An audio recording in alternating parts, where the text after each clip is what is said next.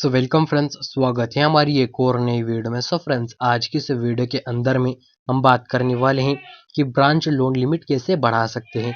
हाँ फ्रेंड्स, यानी कि ब्रांच ऐप के अंदर में यदि आपने लोन लिया था लेकिन आपको बहुत ही कम लिमिट मिल रही है लोन लेने के लिए, तो आप उस लिमिट को कैसे बढ़ा सकते हैं।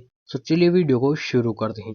सबसे पहले फ्रेंड्स, मैं आपको एक बेसिक डिटेल दे दूं कि ब्रांच ऐप जो कि एक लोन एप्लीकेशन है, जो हमें बहुत ही कम सिविल स्कोर और बहुत ही कम डॉक्यूमेंट पर लोन प्रोवाइड करती है। लेकिन आपको क्या करनी है कि इसकी लोन की लिमिट बढ़ानी है।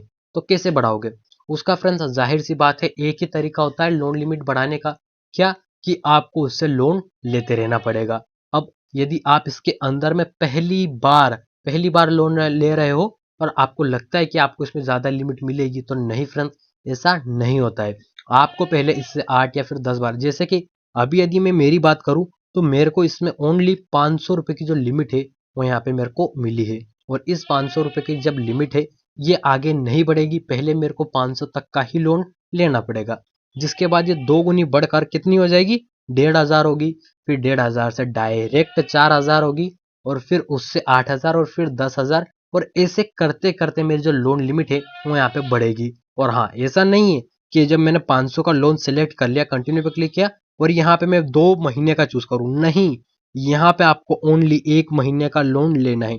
यदि आप 4000 का लो या फिर 8000 का लो, और यदि आप 1 महीने के अंदर में उसे लौटा दो, तो आपकी लोन लिमिट बहुत ही जल्द बढ़ने की होती है। यानी कि आपकी जो लोन लिमिट है वो ऐसे में बहुत ही जल्दी बढ़ती है।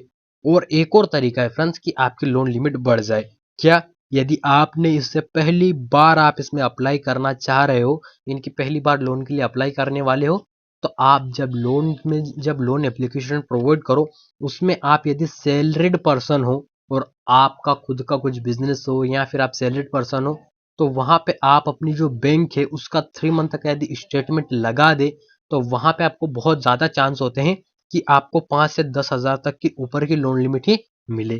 क्योंकि यहाँ पे मैं सेल्फ एम्प्लॉयमेंट भी नहीं हूँ, एक स्टूडेंट हूँ, तो मेरे यहाँ पे ज़्यादा डॉक्यूमेंट मांगे गए तो नहीं, लेकिन कम डॉक्यूमेंट में जब मैंने डिटेल प्रोवाइड की, तो उसमें बहुत ही कम, मतलब ना तो मैं सैलरीड पर्सन हूँ, ना मेरा खुद का कोई बिजनेस है, इस वजह से मेरे को ज़्यादा लोन लिमिट नहीं मिली। लेकिन यदि आप एक सैलरीड पर्सन है, सेल्फ एम्प्लॉयमेंट है, तो आपको हो सकता है कि ज़्यादा से ज़्यादा लोन लिमिट मिल जाए। उम्मीद है, आशा ये जो डिटेल मैंने आपको प्रोवाइड की ये आपको अच्छी लगी होगी। तो यदि ये डिटेल आपको अच्छी लगी, तो आपको इस वीडियो को लाइक और हमारे इस चैनल को सब्सक्राइब जरूर करें।